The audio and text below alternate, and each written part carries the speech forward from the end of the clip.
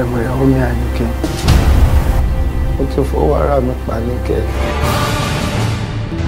Say this to Àníkẹ́. I want my son. Kò ṣe gbogbo nǹkan téèyàn bá ń gbọ́ ọ̀ tó bá ń sọ̀rọ̀ ẹ kí o máa believe. Nítorí pé o fẹ́ believe ẹ náà mo ṣe ń bí ẹ náà. What is it? Mo máa gbọ́ mọ́. Nǹkan tí mo ń sọ ni wípé sọ fún ìyàwó ẹ wípé aya ọ̀lẹ là ń gbà ẹnìkan kò dá ọmọ rẹ. I don't know you. Ó ti mọ̀ mí lẹ́nu yìí. Ẹ gbé ọmọ mi padà fún mi. Kí ló ṣàmọ̀ mi? Kí ló ṣe? I'm sorry.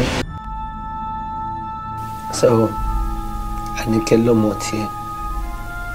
Nípa ọwọ́ tèmi. Mo fẹ́ sọ fún yín pé everything wà okay, madam, pẹ̀lú nǹkan tí mo bá yín sọ. Jẹ́ kí n lọ yọjú sí tí mo bá ṣe tán, màá sanwó àdúrà. You're just a stupid, a very stupid liar. In case you don't know me, I'm Alex Jaga. Sweetheart, kò possible. Bóyá ẹni tó ń sọ yìí, bóyá ó ṣìnà. Ó rẹ̀ pé kò get address ẹ̀ dáadáa. There's a mix-up somewhere.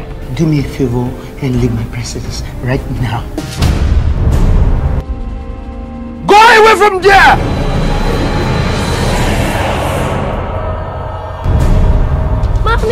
Mommy!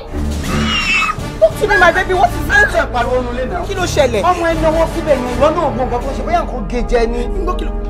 Happy birthday, Mommy.